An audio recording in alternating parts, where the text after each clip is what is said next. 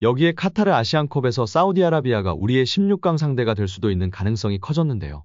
사우디를 이끄는 세계적인 명장 만치니 감독은 인터뷰에서 한국전에 대한 포부를 밝히며 화제가 되고 있습니다. 답답합니다. 기본 중에 기본인 압박과 빌드업이 되지 않으니 역대 최강의 멤버도 아무 소용이 없습니다. 현대축구의 기본은 압박과 빌드업입니다. 얼마나 조직적으로 압박을 하느냐, 얼마나 조직적으로 상대의 압박을 풀어내느냐에 성패가 달려있는데요. 감독의 역량도 사실상 여기서 갈립니다. 파울로 벤투 전 감독이 높은 점수를 받았던 이유는 우리가 놓치고 있던 압박과 빌드업을 국제적인 수준까지 끌어올렸기 때문입니다. 카타르 월드컵을 통해 증명했습니다. 하지만 클린스만호는 다시 예전으로 회귀하고 있다는 평가입니다. 해저 축구로 평가전에서 연승을 거뒀지만 압박과 빌드업이라는 기본이 되지 않은 축구의 한계가 한 단계 높은 무대인 카타르 아시안컵에서 여실히 드러나고 있습니다. 수치를 보면 클린스만호의 약점이 더욱 뚜렷이 보이는데요.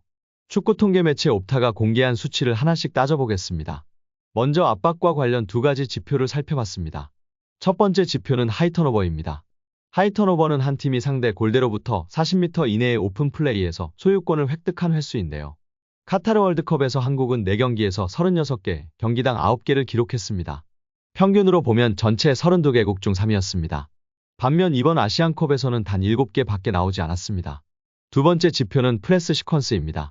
프레스 시퀀스는 상대 팀이 본인 진영의 골대 40m 이내에서 3번 이하로 패스를 시도한 플레이입니다.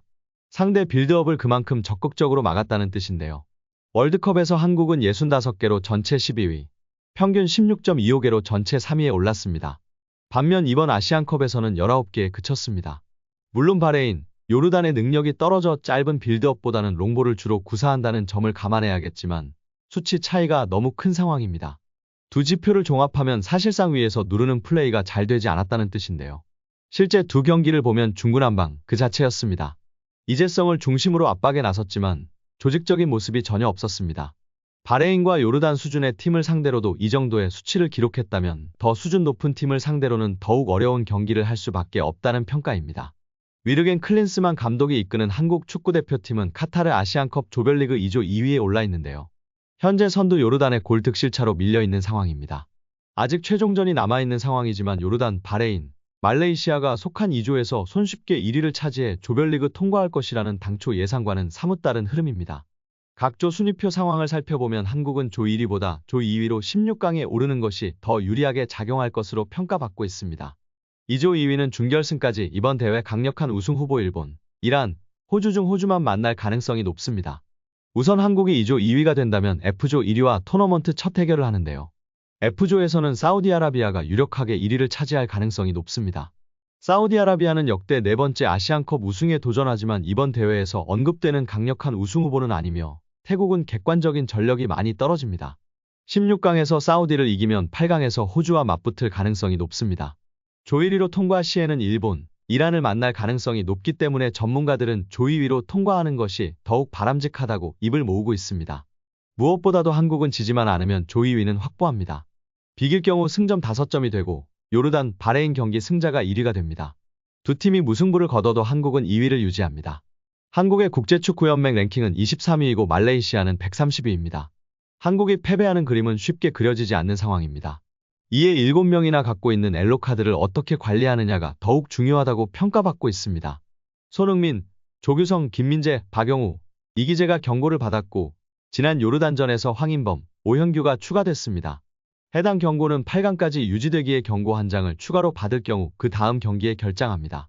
한국이 준결승에 진출할 경우 8강에서 경고를 받는다면 4강전에 뛸 수 없습니다. 완전히 리셋되는 건 4강부터입니다. 결국 한국은 최종전 16강까지 계속해서 경고 관리에 신경을 써야 하는 상황입니다. 여기에 카타르 아시안컵에서 사우디아라비아가 우리의 16강 상대가 될 수도 있는 가능성이 커졌는데요. 사우디를 이끄는 세계적인 명장 만치니 감독은 인터뷰에서 한국전에 대한 포부를 밝히며 화제가 되고 있습니다. 만치니 감독은 한국을 만날 수도 있다는 기자의 질문의 랭킹은 숫자일 뿐이라며 자신감을 내비쳤습니다. 사우디는 조별리그에서 2연승을 달리며 F조 1위로 16강 진출을 확정했습니다. 사우디는 태국과 3차전에서 비기기만 해도 1위를 지키는데 사우디가 F조 1위가 되고 현재 2조 2위인 우리 팀이 그대로 2위로 마치면 16강에서 맞붙게 됩니다. 사우디의 만치니 감독은 16강 상대가 될 수도 있는 한국에 대해 기자회견에서 이렇게 자신감을 드러냈습니다. 만치니 사우디아라비아 감독은 랭킹은 일본, 한국, 이란, 호주 순이고 우리는 한참 뒤처져 있지만 이 대회에선 어떤 일이든 일어날 수 있습니다. 라며 자신감을 내비쳤습니다.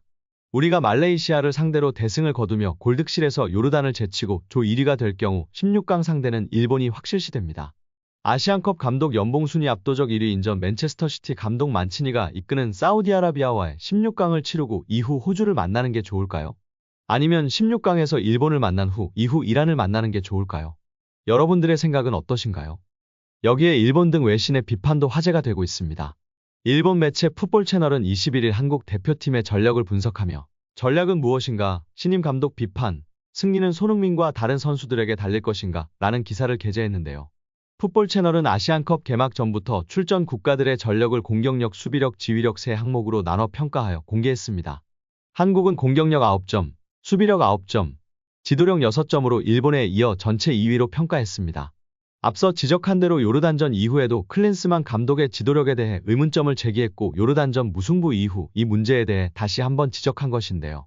매체는 한국의 2022 카타르 월드컵 16강 진출 사실을 소개하면서도 이 결과를 이끈 파울로 벤투 감독이 대회 직후 사임했다는 점에 주목하며 이어 부임한 클린스만 감독의 행보에 대해 독일 감독은 아시안컵 우승을 원한다고 밝혔지만 부임 후 5경기 연속 승리하지 못했고 한국 언론의 거센 비난을 받았다며 이후 6연승으로 회복세를 보였으나 부정적 여론이 완전 사라진 건 아니다라고 전했습니다. 이어 한국 언론이 감독을 그토록 비난한 건 선수들에 대한 절대적인 신뢰를 배신하는 것이기 때문이라며 공격력과 수비력이 각각 9점으로 평가될 정도로 실력은 아시아 최고 수준이라고 평가했습니다. 이어 아시아 선수 최초로 잉글랜드 프리미어리그 100골을 넣은 손흥민이 이끄는 공격진을 조명하며 마찬가지로 유럽 톱리그에서 최고의 활약을 펼치는 황희찬과 이강인이 있다고 강조했습니다. 이 밖에도 공격 라인에 활동적인 많은 선수들이 있다고 덧붙였습니다. 그러나 매체는 의미심장하게 이러한 공격력 9점이라는 값이 실전에서 제대로 활용될 수 있을지 미지수라고 전했는데요. 황희찬의 엉덩이 근육 부상과 이재성의 타박상 소식을 전하며 클린스만은 강력한 공격수들에게 자유도를 줘 공격 기틀을 마련했는데 2주 전에 컨디션이 좋지 않으면 이들과 교체 선수들의 능력 차이로 인해 공격의 질이 떨어진다고 지적했습니다.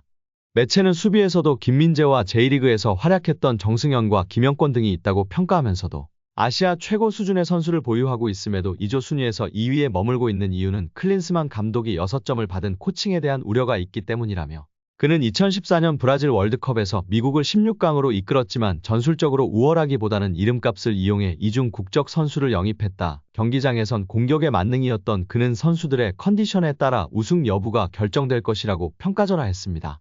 또 다른 매체 코코카라의 생각도 유사했는데요. 매체는 일본에 이어 고전할 수밖에 없던 무색무취 축구, 한국 대표팀 아시아 재패에 부는 역풍이라는 기사를 실으며 한국 대표팀을 비난했습니다.